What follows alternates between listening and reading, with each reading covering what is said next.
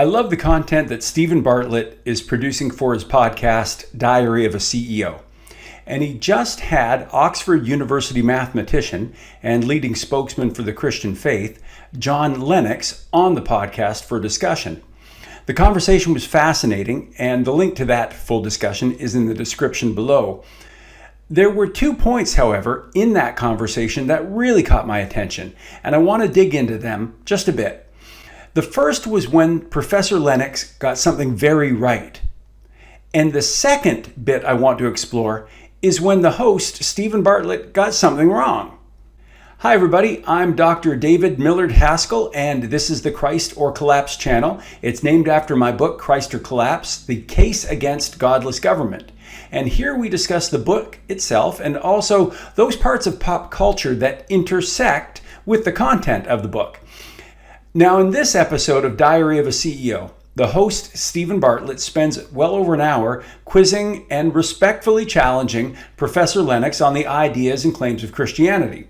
And at one point, Steven's question turns to, do I need a relationship with Jesus to be a good person? Professor Lennox provides a fine answer. I have no difficulty with it. But there was some empirical information that I think would be useful to flesh out his response. So I want to take a look at that brief exchange, and then I'll make some comments on it. So when we listen to this, be listening for Professor Lennox's claim about a new power that Christians experience. Is it important that I believe in God? Like, if I live a good life, I'm kind to people and I do my best. But you see, that's exactly the point I was making.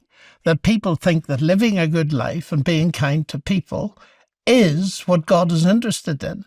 When God is prepared for us a relationship with himself through Christ that deals with the forgiveness of sins that we all need. Forgive me using the hackneyed phrase, but that's it. And will give us a new life and a power to live, a new power. You know, it's all very well saying I do good and I do this and do the other thing, but we don't have the power to live as we should. If we compare ourselves to the Sermon on the Mount for a week, we'll soon realize that we're lacking. And I think one of the big changes comes in people as they realize just the depth of what they might be capable of. So as we listen, we heard that Professor Lennox makes the claim, despite our best efforts, quote, we don't have the power to live as we should. That's what he says. And then he brings up Christian doctrine. And he clarifies that one of the changes that happens to people who give their lives to Jesus is, quote, they realize the depth of just what they may be capable of. Okay, of course, implicit in that claim is the idea that Christians, and by Christians I mean those who truly are devoted to following Jesus, the idea is that they'll display evidence of the transformation that Christ brings in their lives. And that power, he suggests, will inspire them to acts of compassion and even bravery unmatched by others in society. Well, this is where we can turn to the book, Christ or Collapse, to fact-check that claim against the empirical evidence. Now, if you've already bought the book, you're reading it, you'll know that it assembles the largest collection of studies researching the effects of Christian norms and values, while also exposing the significantly negative impact of secular and progressive ideas, policies, and projects. And Chapter 3 of Christ or Collapse is dedicated almost exclusively to the studies examining the outcomes arising from Christian beliefs and behaviors. And now, this book is almost 600 pages, and the chapter 3 is nearly 40 pages itself. So I'm not going to read the whole thing. I just want to read an excerpt with data that begins to show how Christians, and again, I mean those following the traditional doctrines of the faith, how they behave in uniquely positive ways, especially when compared to the population at large. So here's a snippet from chapter 3 from a section that is titled Charity and Volunteering. Here we go. Hundreds of current and past studies conducted in North America show that practicing Christians, that is, those who pray daily, read their Bibles, and attend church weekly, give more to charity and volunteer more hours for civic institutions than other groups. They truly do follow Jesus' command to do unto others, with special attention to society's most vulnerable. On average, in the US and Canada, the charitable donations of practicing Christians triple those of other citizens and support a broader range of causes. That is, in addition to giving to religious institutions and initiatives, they also contribute to secular organizations, for example, hospitals, food banks, at higher rates. In addition, about 2/3 of practicing Christians in North America volunteer regularly, versus less than half the population at large. Moreover, the volunteer hours of these believers are nearly double those of others. Now that snippet was speaking about Christians as compared to the population at large. But more than that, these positive differences also show up when comparisons are made to practitioners of other religions. Simply put, the difference between the social good of Christians is unmatched by the practitioners of other faiths. The full details with scholarly references are in Chapter 3 of Christ or Collapse. But here, again, is a snippet from Chapter 3, but this time from a section called Belief Drives Behavior. It begins, "Even today, it's often forgotten that Christianity is unique among major world religions for normalizing and promoting charity to those outside the practitioner's religious, cultural, or ethnic community. Other faiths do not have a founder commanding them, as Jesus does his followers, to love your enemies, do good to them, and lend to them without expecting to get anything back. To be sure, only Jesus insists through parables like the Good Samaritan that compassion must be extended to anyone who suffers through no fault of their own, regardless of their demographic characteristics. Because of their own particular religious imperatives, charity to the innocently afflicted is significantly curbed in Islam and largely discouraged in Hinduism. The research bears this out. While Muslims are religiously obligated to pay the zakat, a charitable giving of about 2.5% of their total income, that assistance is generally not for distribution to non-Muslims. Most Muslim scholars, especially within the four main Sunni schools of thought, agree that zakat should only go to Muslims. Similarly, the Hindu doctrine of karma, which attributes present suffering to misdeeds committed in a previous life, can dissuade practitioners from assisting the poor, as they are simply getting what they deserve.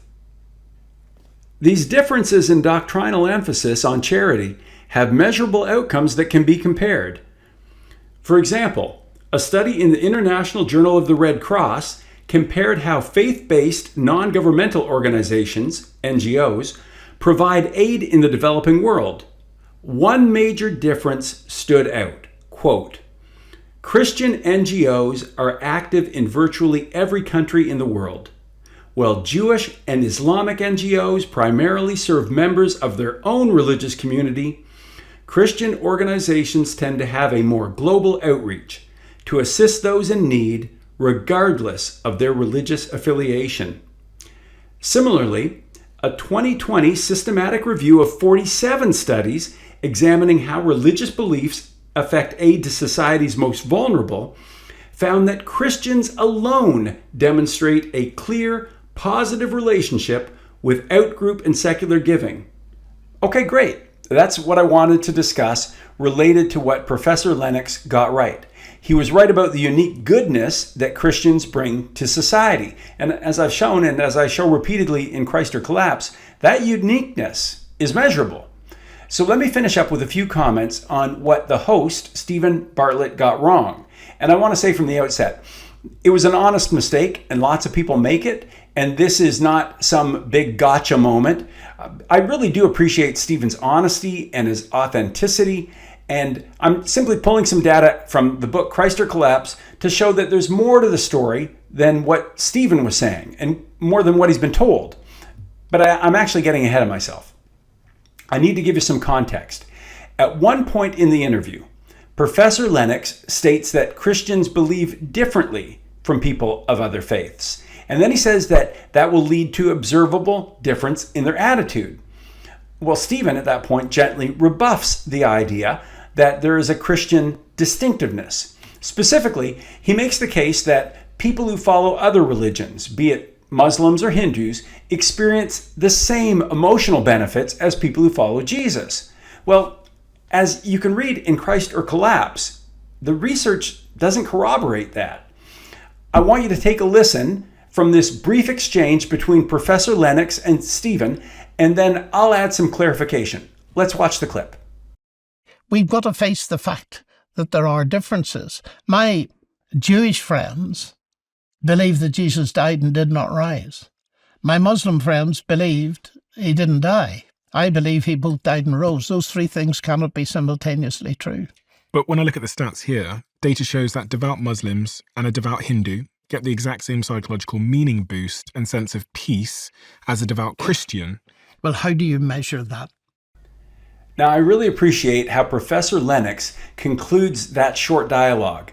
Essentially, Steven says, all religious people experience the same emotional benefits. And then Professor Lennox, like the expert mathematician that he is, he says, well, wait a minute. It depends on how you measure it. And he's absolutely right. So let me look at the research. When all the variables related to life satisfaction or happiness, if you want to call it that, when all those variables arising from religious belief are measured, there is a difference. And I'm going to be reading again from chapter 3, but this time from a different section, and it's appropriately called Happiness Differs by Religion. So this is from Happiness Differs by Religion. It's important to recognize that the happiness associated with Christianity, particularly devout Protestantism, is qualitatively different from the happiness linked to other world religions. I've touched on this point already, but we'll now examine it with greater precision. In her 2009 book, Happiness Around the World, The Paradox of Happy Peasants and Miserable Millionaires, Brookings Institute economist Carol Graham analyzed Gallup World Poll data from over 100 countries and found that, unlike Christians who experienced greater joy as their religious practice increased, devout Muslims were no happier than their less observant counterparts. Similarly, a multi-country study published in the International Journal of Well-Being probed Muslims, Hindus, and Christians, with a particular focus on Christian Protestants. The clearest and most consistent finding was that Protestant Christians, regardless of country, scored at the top when it came to daily happiness. On the simplest measure, were you happy yesterday? Protestants scored the highest of all, topping both Muslims and Hindus, meaning that day to day, Protestants were more likely to say they felt cheerful. Protestants also showed a modest but statistically significant edge in life satisfaction. That is, how well they thought their life was going overall, while Muslims and Hindus showed no uptick. Again, there's lots more information on this in Christ or Collapse, along with the full citation for the references that I'm making. Now, because I want to be fair and honest with the evidence, let me play devil's advocate against my own argument for just a minute. Some people watching may question my claim about devout Christians, especially committed conservative Protestants, reporting the highest levels of happiness and life satisfaction. Maybe those doubters have come across a poll or a study suggesting a different conclusion. I address this at length in my book, by the way, but the basic explanation for those outliers is fairly simple. You see, a lot depends on how researchers define and measure evangelical or conservative Protestant. My argument, well, not my argument, the argument from the research is that the closer someone aligns with Christian norms and values, the greater their level of life satisfaction, the greater their level of happiness. And that's what the research shows again and again. But again, sometimes you might find an isolated study that says something different. Well, if a survey only asks people to identify themselves by a label without asking whether they actually practice the faith, things like church attendance, prayer, and Bible reading, well, those results can become distorted. In the United States, for example, many people identify as evangelical in a loose cultural sense, Even though their beliefs and their habits and lifestyle, they differ very little from the broader secular population. But when studies use stronger methods and focus on people who are actively living out the norms and values of the Christian faith, those results become much more consistent. And the consistent result is that those practicing Christians have the highest levels of volunteering, of charity, of happiness, marital stability and satisfaction, honesty, forgiveness. All these variables that really make for a happy person and a better society. Well, friends, there was lots to be discussed from the recent Diary of a CEO podcast, but those were the two smaller bits that really connected with the content from Christ or Collapse, the Case Against Godless Government, and that's why they caught my attention. So if you found that content interesting, you can check out the entire book. The paperback is available for quick delivery on Amazon, and the full audiobook and other formats is available from the publisher College Press. I'm David Millard Haskell, and thank you for watching. Christ or Collapse is available in print, ebook, and audiobook. Available from publisher College Press, Amazon, and other major retailers.